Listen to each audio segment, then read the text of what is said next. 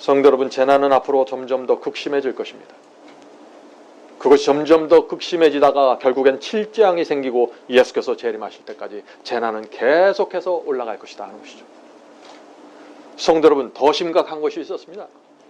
옛날의 재난들은, 옛날의 지진들은 저 밀림속과 사막에서 일어나는데 이제 그 지진과 재난이 어느 쪽으로 이동하고 있어요? 지금 사람들이 밀집하는 지역으로 옮겨지고 있다는 것입니다. 무슨 뜻입니까? 성령이 거두어지고 있다는 뜻입니다.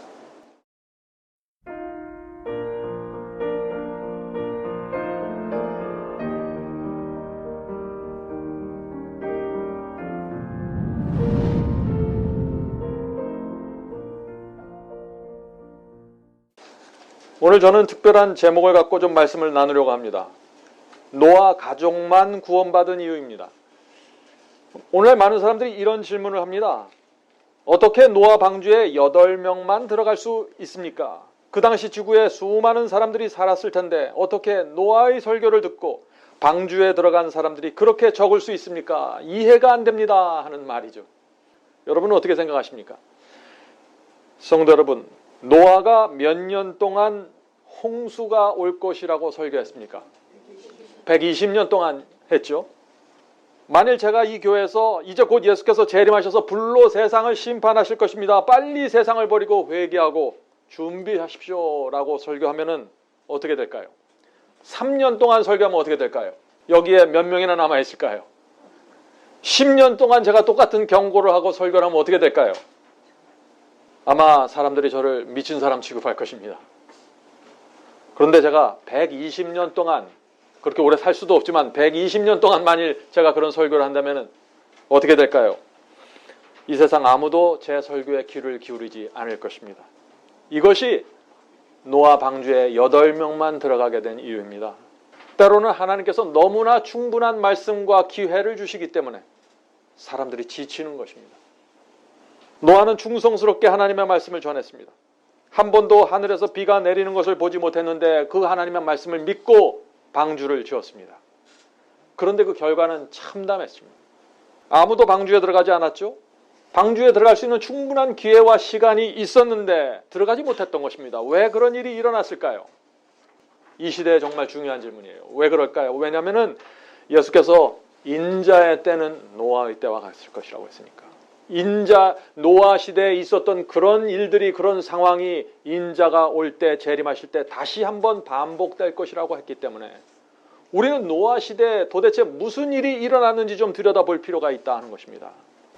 우리가 노아 시대 방주에 8명만 들어간 이유를 살펴보면은요, 마지막 시대 수많은 사람들이 구원을 잃어버리는 이유가 알게 되는 것입니다. 자, 노아 방주에 8명만 들어간 분명한 이유가 있습니다.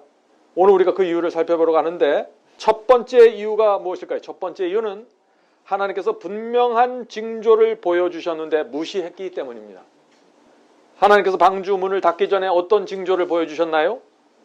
모든 사람들이 지켜보는 앞에서 동물들이 쌍쌍이, 새들이 쌍쌍이 방주 안으로 들어가는 초자연적인 현상을 보여주었죠. 부정한 짐승은 암수 2쌍씩, 정한 짐승은 암수 7쌍씩 방주로 들어가는 놀라운 그 마지막 징조가 있었는데 그것은 아무도 부인할 수 없는 징조였는데 그걸 무시했다는 것입니다. 자, 그러면은 마지막 시대도 이런 일이 생길까요? 징조를 무시하는 일들이 생길까요? 그렇습니다. 예수께서 징조를 주셨습니다. 마태복음 24장에 분명한 징조를 주셨는데 그것은 마태복음 24장 7절과 8절입니다. 민족이 민족을, 나라가 나라를 대적하여 일어나겠고 처처의 기근과 지진이 있으리니 이 모든 것이 재난의 시작이니라. 예수께서는 재림하실 때 이런 징조가 일어날 거다라고 말씀하시면서 기근과 지진과 재난들이 생길 것이라고 말씀하셨습니다. 자, 그런데요, 서기 2000년을 넘어오면서 재난들이 급격하게 증가하고 있는 모습을 우리가 보는 것입니다. 자, 그래서 오늘 제가 그 리스트를 좀 적어왔습니다. 2001년 11월 뉴욕에서 쌍둥이 건물이 테러리스트의 비행기와 충돌하면서 순식간에 무너졌습니다. 3,000명이 현장에서 죽었습니다. 뉴욕 시민들이요, 그때 정말 놀라고 충격을 받았습니다. 제가 그때 미국 조지아에 있었는데 저도 이것을 텔레비로 생중계로 봤습니다. 사람들은 세상이 끝났다고 얘기했어요. 사람들이 교회에 몰려들었습니다. 두려워서 몰려든 거죠. 그러나 그 두려움이 지나가자 사람들은 다시 교회를 떠나게 되는 것입니다. 두려움 갖고는 신앙을 유지할 수 없는 것이죠. 자, 2001년에 이런 일이 생기고 2003년에 다시 큰 재난이 왔는데 40도를 넘어가는 엄청난 폭염이 유럽을 덮쳐서 그 당시 몇 명이 죽었는지 아세요? 7만 명 이상이 죽었습니다. 사람들이 이걸 잘 모르죠. 잊어버리는 것입니다. 요새는 웬만큼 죽어갖고 뉴스에도 안 나와요. 선진국 유럽에서 이 정도의 사상자가 생겼다는 것은 정말 두려운 일입니다. 2004년에 그 다음에 또다시 12월 26일 날 큰 지진이 생겼습니다. 인도네시아 스마트라 아바디아에서 9.0 강진이 생겨서 쓰나미가 일어났는데 이때 30만 명이 죽었습니다. 100만 명이 심각한 부상을 당했고 수백만 명이 집을 잃어버렸습니다. 역사상 세 번째 크기의 지진이었다고 합니다. 목격자들에 의하면 그 당시 파도의 높이가 30m 이상이나 올라갔다고 하죠. 사람들이 이런 엄청난 재난이 있는데도요, 잊어버려요. 며칠 있으면 다 잊어버려요. 무시하는 것입니다. 2005년 8월 29일입니다. 미국 동부에 허리케인 카트리나가 덮쳤습니다. 미국은 태풍과 재난에 아주 대비가 잘 된 나라입니다. 그럼에도 불구하고 사망자와 실종자가 2,500명이 되었습니다. 성도 여러분 생각해 보세요. 한국에서 2,500명이 죽었다고 생각해 보세요. 나라가 뒤집히는 것입니다. 그런데 사람들이 역시 잊어버립니다. 2005년입니다. 같은 해 10월 8일 인도와 파키스탄 카시미르 지역에서 지진이 일어나서 7만 4천여 명이 사망했습니다. 사람들이 놀라지도 않아요. 또 잊어버리는 것입니다. 예수께서 재림하신다는 이런 징조들이 마태복음 24장에 의해서 계속해서 우리 눈앞에 나타나는데 신문에서 보도되고 텔레비전에서 나왔다가 잊어버리는 것입니다. 2008년입니다. 2008년 5월 2일 미얀마의 초대형 사이클론인 니르기스라는 사이클론이 일어나서 13만 8천 명이 사망했습니다. 사람들이 두려워합니다. 며칠 동안. 그러다가 또 잊어버립니다. 2008년 같은 해죠. 5월 12일입니다. 중국 수촨성에서 8.0의 강진이 일어나서 8만 명이 죽었고 18,000명 이상이 실종되었습니다. 180만 명 이상이 집을 잃어버렸습니다. 사람들이 잠깐 놀랬죠? 그러나 또 잊어버렸습니다. 2010년입니다. 1월 12일 IT에서 7.0 강진이 일어나서 22만 명이 죽었습니다. 100만 명 이상이 집을 잃어버렸어요. 이때는 대통령궁이 무너지고 국회의사당까지 무너지고 교도소가 무너져서 4,000명 이상의 죄수들이 탈출해버렸다고 합니다. IT 전체 인구의 30%가 피해를 봤습니다. 한동안 신문에서 들썩였죠? 그러나 열흘이 2주가 지나지 않아서 또다시 잊어버리는 것입니다. 성도 여러분, 이것이 마지막 시대의 모습입니다. IT 지진이 일어난 후 46일 만에 다시 칠레에서 초대형 지진이 또 일어났습니다. 2010년 2월 27일이죠. 칠레에서 진도 8.8의 지진이 일어나서 700명 이상이 사망했고 200만 명 이상의 이재민이 생겼습니다.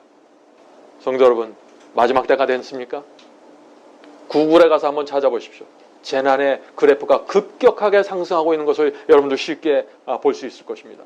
2011년이 돼서 또 큰 엄청난 일이 생겼죠. 2011년 3월 11일 일본 동북부에 9.0의 강진이 생기고 쓰나미가 덮쳐서 돌이킬 수 없는 재앙을 만났습니다.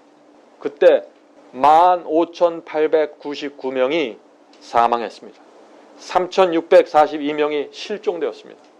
이 쓰나미의 충격으로요, 일본 열도, 일본의 땅덩어리가 수십 센치 한국 쪽으로 밀려났죠. 쓰나미는 이 후쿠오카 핵발전소를 깨뜨렸죠. 도시 전체를 휩쓸었습니다. 우리가 그 끔찍한 장면을 지금도 기억합니다.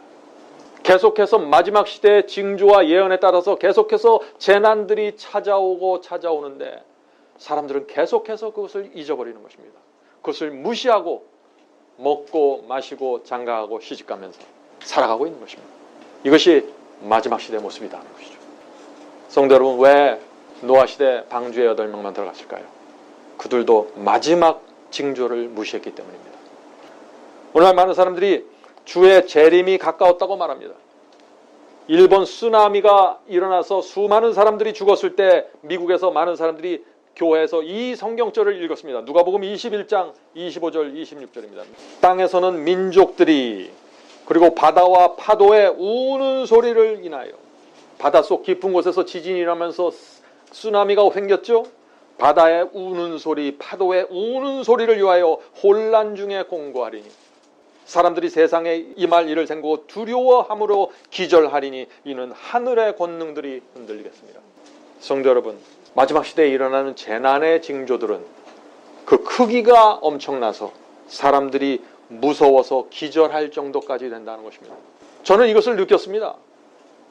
쌍둥이 건물이 무너졌을 때 사람들이 기절할 정도로 무서워하고 두려워하는 것을 봤습니다. 일본에 쓰나미가 와서 덮쳤을 때 저는 또 한국에서 그 모습을 봤습니다. 우리 앞에 올 재난들은 온 세상 사람들의 마음을 곤고하게 만들 것입니다. 사람들은 신을 찾을 것입니다. 그때 거짓 선지자가 나타날 것입니다. 2012년 그 다음 해입니다. 10월 29일 허리케인 샌디가 미국을 다시 덮쳤습니다. 이 샌디는 대서양에서 일어난 역사상 최대 규모의 태풍으로 기록되었습니다. 250명이 죽었습니다. 250명 아주 작게 느끼시죠? 이제는 수천 명, 수만 명 얘기하다가 250명 하면 사람들이 놀라지도 않아요. 왜 사망자가 이렇게 적었을까요? 초대형, 기록을 깨는 초대형 태풍이었는데 미국이 그만큼 준비가 잘 된 나라라는 뜻이죠. 성도 여러분, 재난은 앞으로 점점 더 극심해질 것입니다. 그것이 점점 더 극심해지다가 결국엔 칠재앙이 생기고 예수께서 재림하실 때까지 재난은 계속해서 올라갈 것이다 하는 것이죠. 성도 여러분, 더 심각한 것이 있었습니다. 옛날의 재난들은, 옛날의 지진들은 저 밀림속과 사막에서 일어나는데 이제 그 지진과 재난이 어느 쪽으로 이동하고 있어요? 지금 사람들이 밀집하는 지역으로 옮겨지고 있다는 것입니다. 무슨 뜻입니까? 성령이 거두어지고 있다는 뜻입니다. 바울은 재난과 재림의 징조에 대해서 아주 구체적으로 설명해 줍니다. 지난번에 한번 설명을 했는데 오늘 다시 좀 그 말씀을 살펴보겠습니다. 데살로니가전서 5장 1절부터 3절입니다. 형제들아, 때와 시기에 관해서는, 재림의 때와 시기에 관해서는 너희에게 쓸 것이 없으면 주의 날이 밤에 도적같이 이를 줄을 너희 자신이 자세히 알미라. 예수님의 재림이 뭐처럼 임하신다고요? 도적처럼 임한다고요. 그런데 모든 사람들에게 도적처럼 임할까요? 그게 아니라는 것을 지금 말하고 있는 것입니다. 저희가 평안하다 평안하다 할 그때, 마지막 때가 되면은 평안하다 평안하다, 이 메시지가 계속 교회와 세상에서 나올 것이라는 것이죠. 자, 평안하다 할 그때에 잉태된 여인에게 해산하는 고통이 이름같이, 자, 재난과 재림의 징조가 어떤 방식으로 오는지 지금 바울이 설명합니다. 잉태된 여자에게 해산 고통이 이름과 같이 멸망이 호련히 저희에게 이르니 결단코 피하지 못하리라. 자, 마태복음 24장에 나오는 이 재난들이 분명한 징조로 나타나는데 그 징조가 어떻게 나타날 것이라고 했습니까? 여기서 지금 잉태된 여자에게 해산 고통이 이름같이. 자, 이것이 무슨 뜻입니까? 해산 고통이 어떻게 임하나요? 우리 여집사님들 아기를 낳을 때 해산 고통이 어떻게 났습니까? 처음에는 통증이 약하죠? 그러다가 통증이 점점 더 심해집니다. 통증이 심해지면서 통증의 간격이 점점 빈번해지죠. 간격이 짧아지게 되는 것입니다. 그러면서 통증이 가장 심하다가 결국 아기가 태어나게 되는 것이죠. 마태복음 24장에 나오는 이 재림의 징조, 재난이 바로 이런 방식으로 온다 하는 것입니다. 점점 더 재난이 커질 것입니다. 점점 더 자주 일어나게 될 것입니다. 그러다가 계시록 7장의 사방 바람이 놓여지면서 짐승의 표 환란이 일어나게 된다는 것입니다. 그러면서 짐승의 표 환란이 지나면서 다시 칠재앙이 떨어지고 점점 더 재난이 심해지죠. 그리고 지구 역사 최고의 재난이 칠재앙을 통해서 나타나면서 예수께서 재림하십니다. 그러므로 예수께서 재림하실 때 이 세상은 황폐해질 수밖에 없는 것입니다. 성도 여러분, 지금 말씀드린 것이 지금부터 예수께서 재림하실 때까지 이 세상에 어떤 일이 생길까 하는 것이죠. 자, 그렇다면 앞으로 세계 경제는 어떻게 될까요? 재난이 이렇게 계속되는데 경제가 계속해서 잘 될까요? 경제가 힘들어질 수 있다는 것을 우리가 여기서 알 수 있죠. 그래서 요한계시록에 보면은 경제가 앞으로 어떻게 될 것인가, 바벨론의 경제가 어떻게 될 것인가를 말하고 있는 것입니다. 다음 기회에 우리가 이 바벨론의 경제가 어떻게 무너지는지 살펴보도록 하겠습니다. 자, 그래서 바울은 재림의 징조가 이런 식으로, 이런 패턴으로 나타날 것인데 바로 이것을 알고 바라보는 사람들의 빛의 자녀가 될 것이라고 말하는 것입니다. 자, 그 말씀이 계속해서 이어집니다. 데살로니가전서 5장 3절부터 6절입니다. 자, 저희가 평안하다 안전하다 할 그때 잉태된 여인에게 여자에게 해산 고통이 이름과 같이 멸망이 호련히 저에게 이르느니 결단코 피하지 못하리라. 형제들아 너희는 어두움에 있지 아니하며. 지금 재난이 어떤 방식으로 온다 하는 것을 알고 있기 때문에 어둠에 있지 않다는 얘기죠. 그날이 도적같이 너에게 임하지 못하리라. 얼마나 감사합니까? 그리스도의 재림이 모든 사람에게 도적처럼 임하는 것이 아니라는 것이죠. 예언과 징조의 패턴을 모르는 사람들은 도적같이 임하게 될 것입니다.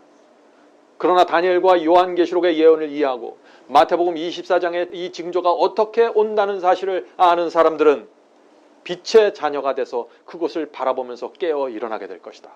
자, 계속해서 읽어보죠.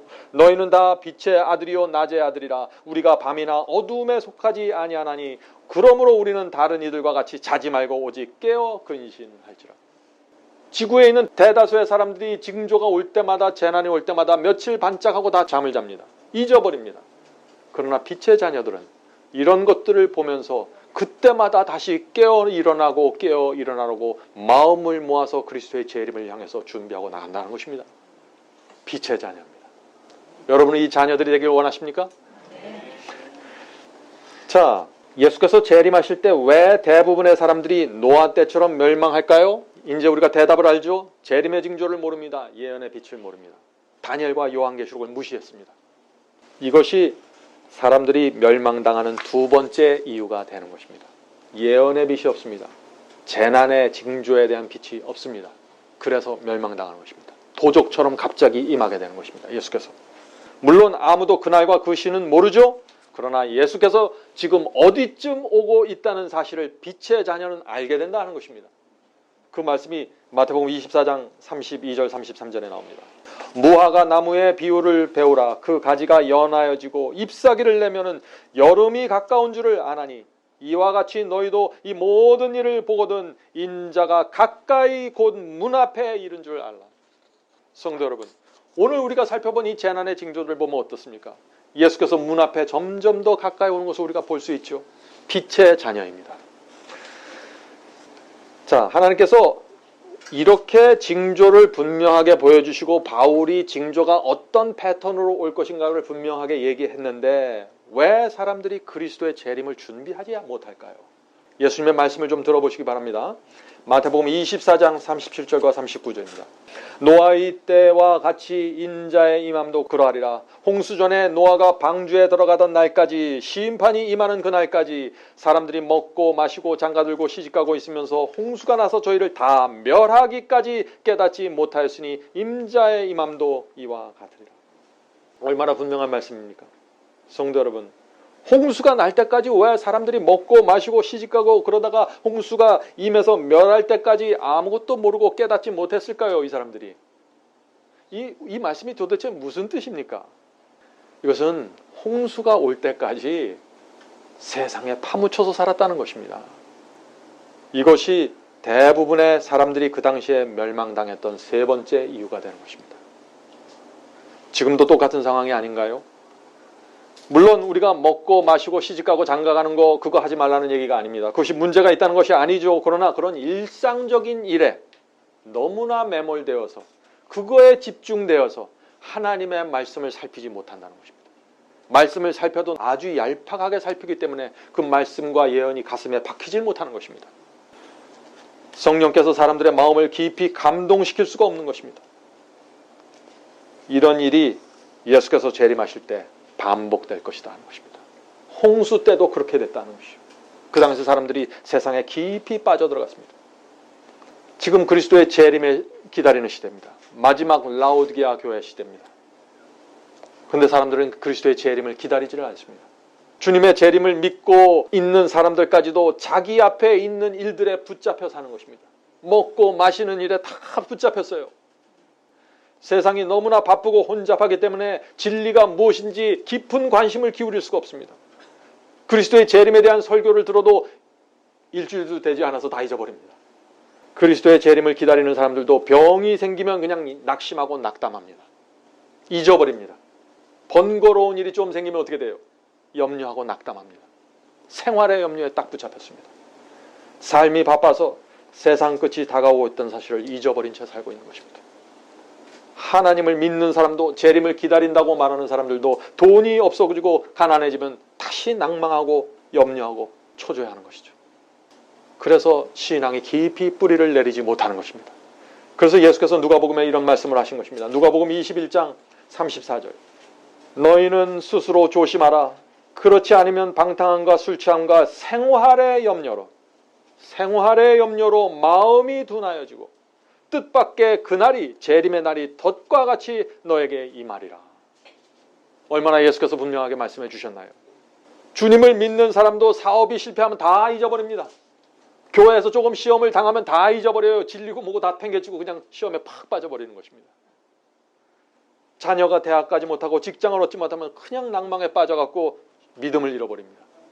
조금만 자존심이 상하면 교회를 버리고 진리를 버리는 것입니다. 노아 시대 왜 수많은 사람들이 하나님을 알고 있었는데 멸망당했나요?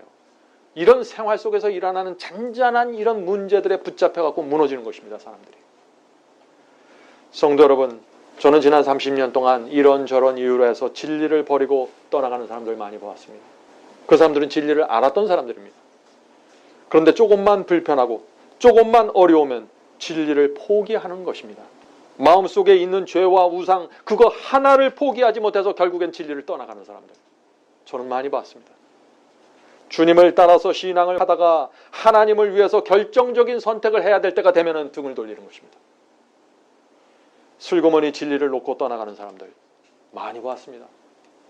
성도 여러분, 노아 홍수 때 왜 거의 모든 사람들이 방주에 들어가지 않았을까요? 그 이유는 간단합니다. 120년이라는 긴 세월이 지나가면서 지쳤습니다. 이런 이유 저런 이유를 대면서 진리를 포기하고 떠나가는 것입니다. 물론 처음에는요, 노아가 설교했을 때 많은 사람들이 모여들었을 거예요. 그 당시 경건한 사람들이 많이 모여서 노아 방주를 도와주었을지도 모릅니다. 그런데 세월이 지나가면서 사람들 사이에 이런 말들이 나오지 않았을까요? 우리가 이렇게 애쓰다가 홍수가 오지 않으면 어떻게 되는가? 노아와 함께 방주를 짓다가 잘못하면 내 인생에 큰 문제가 생길 수 있는데, 이런 말들이 사람들의 마음과 생각 속에서 나오기 시작하는 것이죠. 노아 때처럼 지금도 이런 말을 하는 사람들이 얼마나 많습니까? 우리 아버지도 할아버지도 주의 재림을 기다리다가 가난해졌고 그렇게 살다가 인생을 실패하고 돌아가셨는데 나는 그렇게 살고 싶지 않다. 나는 실패자가 되고 싶지 않다. 이런 말씀 말이죠. 성도 여러분, 재림신앙이 무엇입니까? 재림을 기다리면서 사는 것입니다. 말씀에 충성하면서. 이것은 시간을 초월해서 이루어지는 시간입니다. 12 제자들은 그들이 살고 있는 그 시대에 예수께서 재림하실 것을 바라보고 기다리면서 살았습니다. 각 시대 사람들마다 그리스도의 재림을 기다리면서 살다가 돌아간 것입니다. 지금 우리도 그리스도의 재림을 기다리면서 좁은 길을 걸으면서 살다가 가야 되는 것입니다. 우리 이 시대에, 그러나 이 시대는 우리가 살아있는 동안 그리스도께서 재림하실 수 있는 가능성이 매우 높은 시대에 우리가 살고 있다는 것입니다. 성도 여러분, 마지막 시대의 성도들은요, 노아 시대처럼 시간에 의해서 시험을 받을 것입니다. 자, 그 말씀이 마태복음 25장에 나오죠. 마태복음 25장의 열처녀 비유 여러분들 잘 아십니다. 한번 오늘 집에 돌아가셔서 열처녀 비유를 가만히 읽어보세요. 신랑을 기다리던 그 열처녀들이 있었는데 그들 모두 시험에 의해서 시험받았습니다. 신랑이 오기를 지체하면서 기다리다가 지친 그 미련한 처녀들이 기름이 떨어지는 것도 모르고 사는 것입니다. 예수께서 노아의 때 사람들의 마음과 신앙을 시간으로 시험했던 것처럼 마지막 때도 하나님께서 시간으로 그들의 진실함을 시험하십니다. 신랑이 온다 하는 외침이 들릴 때 모든 사람이 잠에서 깰 것입니다. 그러나 문제가 뭐예요? 때가 늦었어요. 신랑이 온다라는 그 마지막 기별이 외쳐지면서 열처녀가 모두 깨었습니다. 그런데 기름을 준비하지 못한 이 미련한 5처녀는 혼인잔치에 들어가지 못했어요. 우리가 마태복음 25장에서 이 말씀을 잘 읽었죠. 그래서 마태복음 24장은 재림의 징조의 장인데 세상에서 하늘과 땅과 바다에서 이런 식으로 재난의 징조들이 일어날 때 동시에 교회 안에서 열처녀가 미련한 처녀와 슬기로운 처녀로 둘로 나눠지는 일이 동시에 생긴다 하는 것입니다. 이해하시겠습니까? 그래서 이 열 처녀 중에 이 슬기로운 5처녀는 빛의 자녀들이기 때문에 재난을 보면서 그 패턴을 보면서 그리스도의 재림이 임박한 걸 알고 준비하게 된다는 것입니다. 성도 여러분, 잠에서 깨을 때가 된 것입니다. 모든 사람이 인지할 수 있는 징조가 나타났을 때는 그때는 때가 늦은 때다 하는 것입니다. 모든 사람이 일어나서 이제 때가 되었다, 예수께서 곧 오신다, 이제는 세상의 끝이다 라고 할 때가 옵니다. 그때가 언제일까요? 짐승의 표 환란입니다. 다니엘과 요한계시록 알고 성경을 믿는 사람들 중에서 짐승의 표 환란 모르는 사람이 어디 있어요? 짐승의 표 환란이 시작됐다 하면 모든 사람들이 미련한 처녀들까지 다 깨어나는 것입니다. 온 세상이 그때는 뒤집힐 때인데 누가 잠들어 있겠습니까? 그때는요, 예수 재림에 대해서 한 번도 설교하지 않은 목사까지 다 재림에 대해서 설교하기 시작할 거예요. 그런데 문제는 뭔가요? 너무 늦었다는 것입니다. 짐승의 표 환란이 시작되면서 신랑이 온다라는 큰 외침이 들려올 때 미련한 처녀들의 문제가 무엇이에요? 문제가 기름이 없는 것이에요. 기름이 뭡니까? 성경에서 성령의 역사죠. 미련한 처녀는 성령의 역사에 익숙하지 않은 사람들이에요. 성령께서 그 마음속에 말씀하실 때 그것을 무시했던 사람들입니다. 기름은 진리를 깨닫고 심령을 변화시키는 성령의 역사를 가리킨다는 것입니다. 성도 여러분, 그러므로 지금은 우리가 성령의 역사에 익숙해져야 할 때입니다.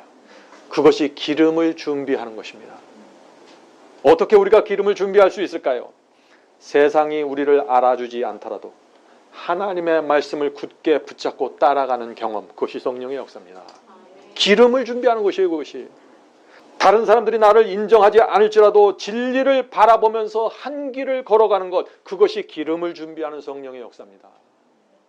그런 경험이 없는 사람들이 신랑이 온다 그리고 짐승의 표 환란이 일어날 때 다 무너지게 된다는 것입니다.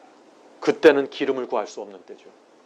하나님께서 우리에게 고난을 허락하실 때, 마음이 힘들 때 내가 기도하고 말씀을 붙잡고 일어서는 이 경험, 이것이 성령의 기름을 준비하는 경험입니다. 지금 해야 된다는 것이죠. 그런 경험은 마지막 징조가 나타나고 짐승의 표 환란이 일어나서 신랑이 온다는 외침이 여기저기서 들려올 때는 배울 수 있는 경험이 아닙니다. 그때는 이미 배운 성령의 역사의 경험을 활용해야 할 때입니다. 핍박이 오니까 말이죠. 다니엘의 세 친구의 믿음은 풀무불 앞에서 준비된 것이 아니에요.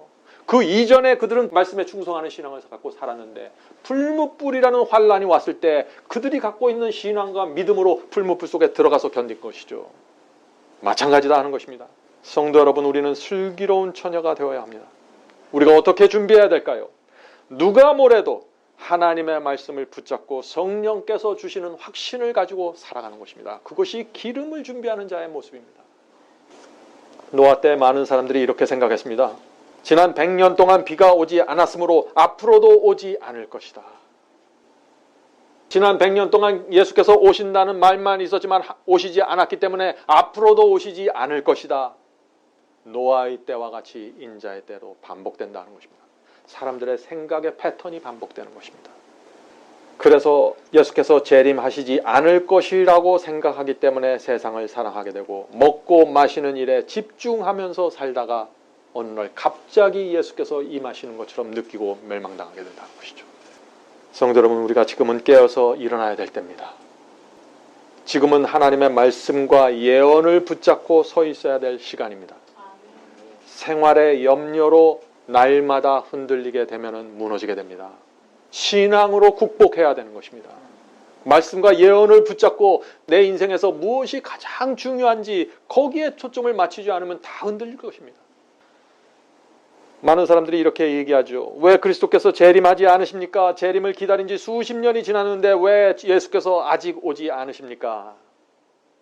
많은 사람들이 예수께서 오시지 않는 것을 염려해요. 혹시 예수님이 안 오면 어떻게 할까? 하나님이 우리를 잊어버렸으면 어떻게 할까? 걱정하지 마세요. 하나님은 잊어버리지 않습니다.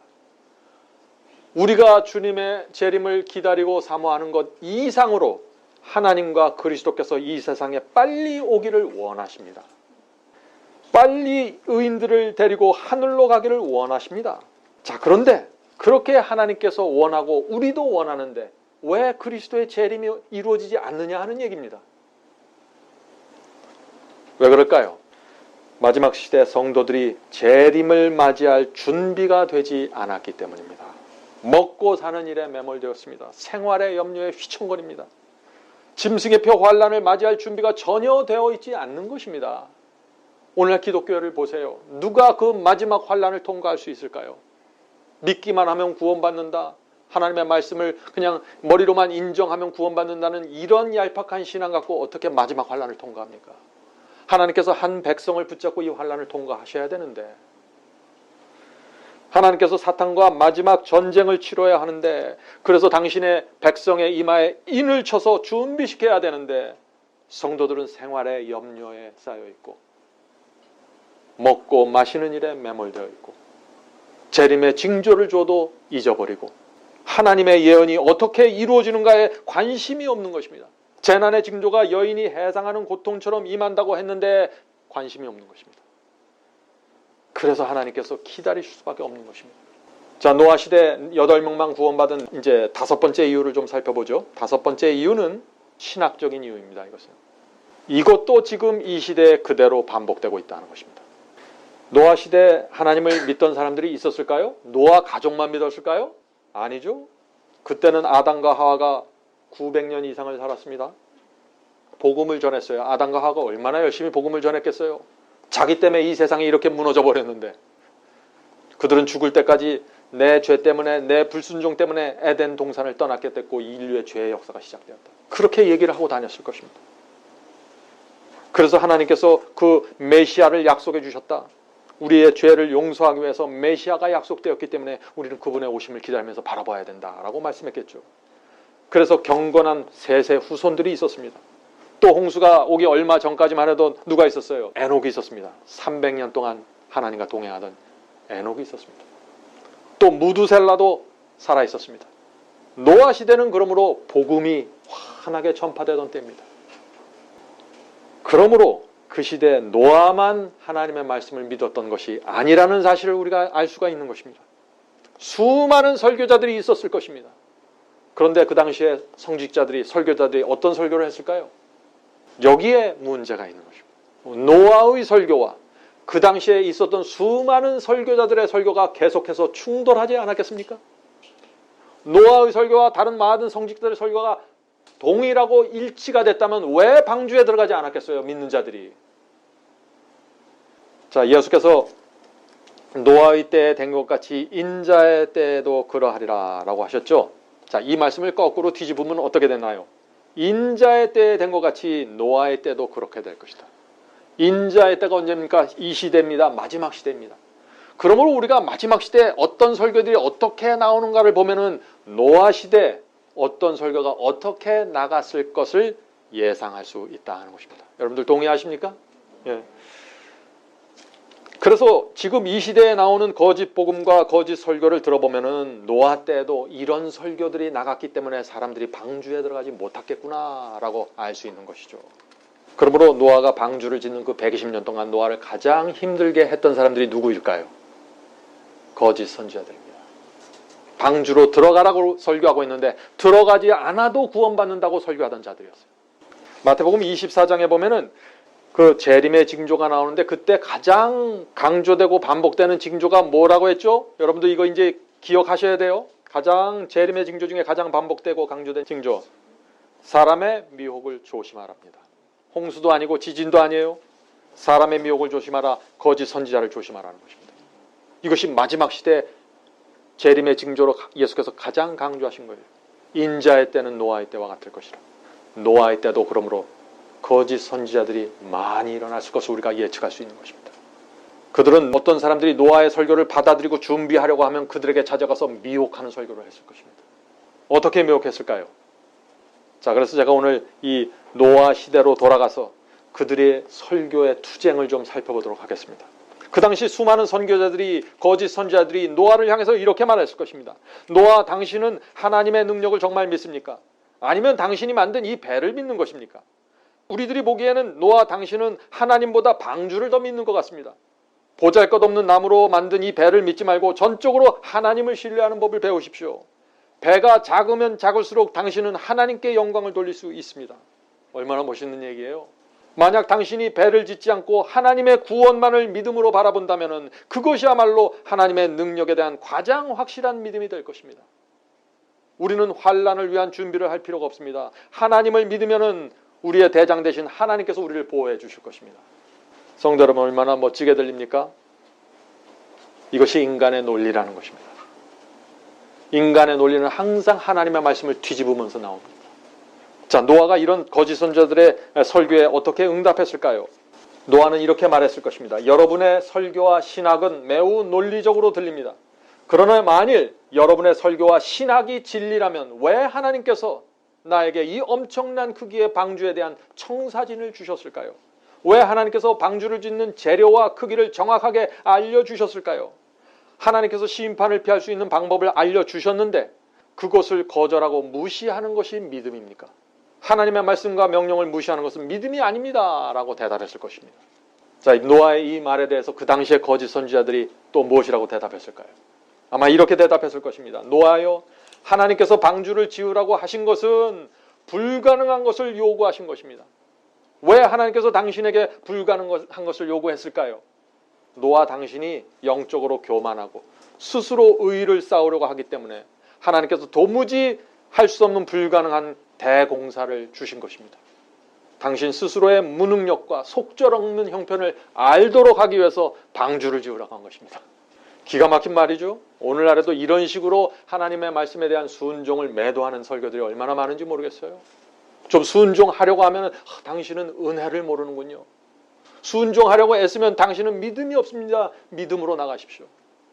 당신은 율법주의자입니다. 이런 말들이 오늘날 기독교에 얼마나 많이 있습니까? 자, 이 거짓 선지자들이 노아에게 또 이렇게 얘기합니다. 노아여, 스스로의 힘으로 배를 만들어서 홍수를 피하겠다는 그 율법적인 사고방식에서 빠져나와야 합니다. 만일 다가오는 이 대홍수에서 당신이 만든 배가 견딘다면 어떤 일이 생기겠습니까? 배에 탄 사람들이 하나님께 영광을 돌리는 대신에 당신에게 영광을 돌릴 거 아닙니까? 노아의 조선공학이 위대하다고 외칠 것 아닙니까? 그렇게 될 때 하나님의 영광과 능력은 사라지게 될 것이 아닙니까? 그러므로 배를 이제 포기하고 우리와 함께 믿음으로만 오직 구원받는다는 설교를 하고 전파합시다. 우리가 해야 할 일은 그저 조그만 구명선을 준비하거나 아니면 맨 땅 위에 서서 하나님의 심판이 다가오는 것을 바라보는 것입니다. 그것이 하나님의 능력을 믿는 믿음입니다. 성도 여러분, 하나님의 말씀을 모르면은요, 이런 말에 다 넘어가게 돼 있어요. 노아 시대에도 하나님의 말씀을 무시하거나 무지한 자들은 다 노아의 말을 듣지 않는 것입니다. 자, 이 거짓 선자들의 이런 말에 노아가 또 어떻게 응답했을까요? 노아가 이렇게 말했을 것입니다. 나는 당신들의 논리를 전혀 이해할 수 없습니다. 하나님께서는 우리를 살리기 위해서 방주를 지으라고 하셨는데 당신들은 아무것도 하지 않는 것이 믿음이고 그것이 하나님께 영광 돌리는 것이라고 하고 있습니다. 나는 하나님께서 주신 말씀대로 순종해야 한다고 설교하는데 당신들은 하나님의 사랑과 은혜가 우리를 홍수 심판에서 구원할 테니 염려하지 말라고 자꾸 설교합니다. 많은 사람들이 지금 내 설교보다는 당신들의 설교를 좋아하는 것처럼 보입니다.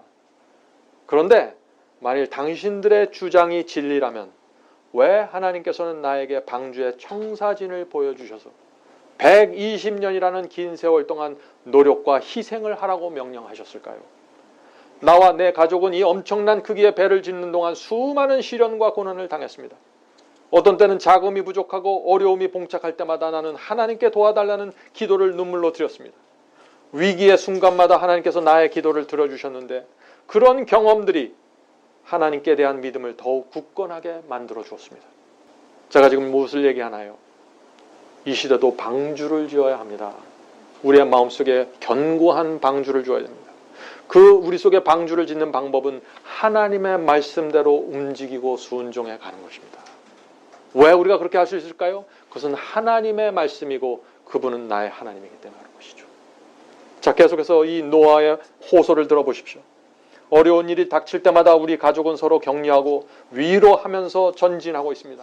우리 가족들이 이렇게 살아야 하는 것입니다. 서로 위로하고 격려하면서 말이죠.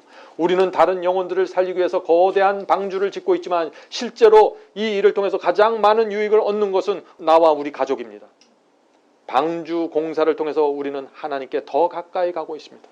비록 방주 짓는 일이 외롭고 어려운 길이지만 하나님께서는 우리를 인도하고 계십니다. 물론 홍수가 올 때 우리의 순종과 희생 때문에 구원받는 것은 아닙니다. 그러나 우리는 하나님께서 계획하신 구원의 방주 안에서 피난처를 얻게 될 것입니다. 그러면서 이 노아가 다시 거짓 선지자들에게 이렇게 말합니다. 오해하지 마시기 바랍니다. 우리는 우리의 행함과 순종의 대가로 구원을 기대하는 것이 아닙니다. 우리는 하나님의 말씀을 믿고 신뢰하기 때문에 그분의 말씀을 따르는 것입니다.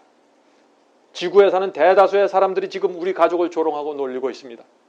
그것이 현실입니다. 그러나 우리는 끝까지 방주를 지을 것입니다. 우리는 왜 이렇게 큰 방주를 지어야만 하는지 그 이유와 목적을 잘 모릅니다. 그러나 우리는 하나님을 믿습니다.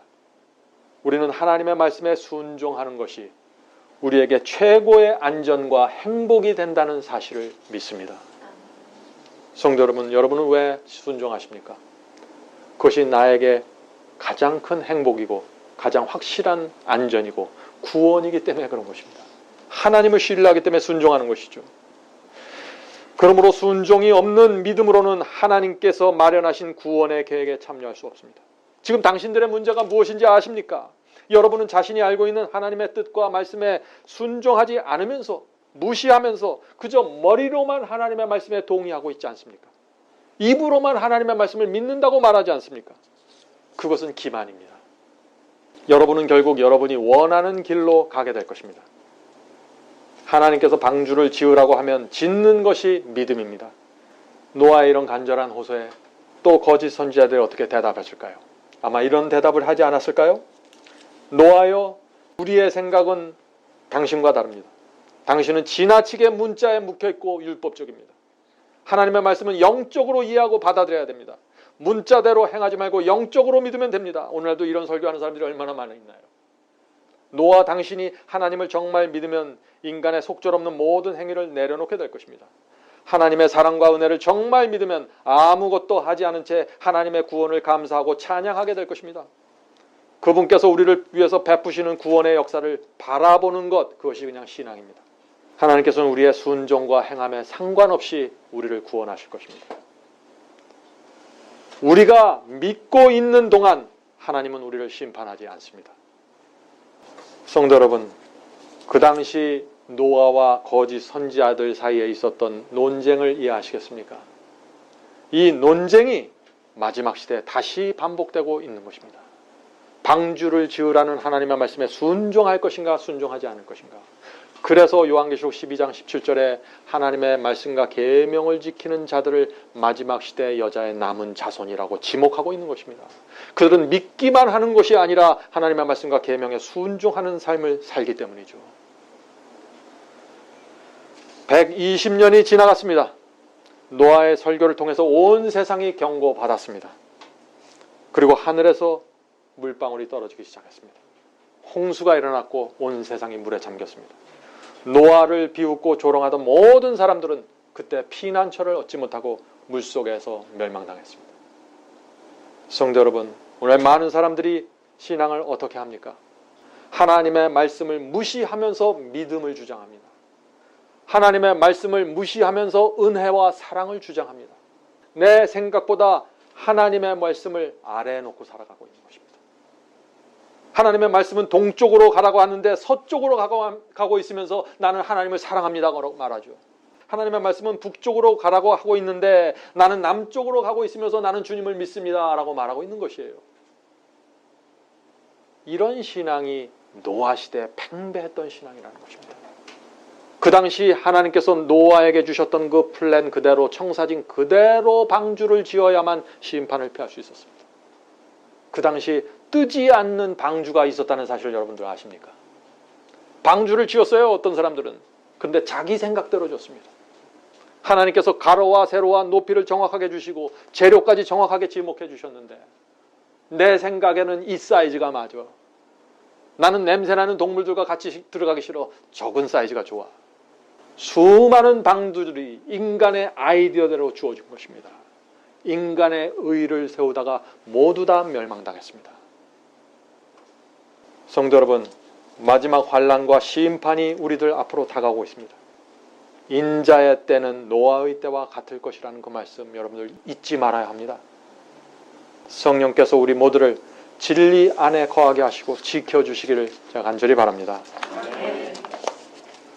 하늘에 계신 저희들의 아버지, 하나님께서 성경에 기록해 두신 재림의 징조가 그 말씀 그대로 이루어지고 있음을 저희가 믿습니다.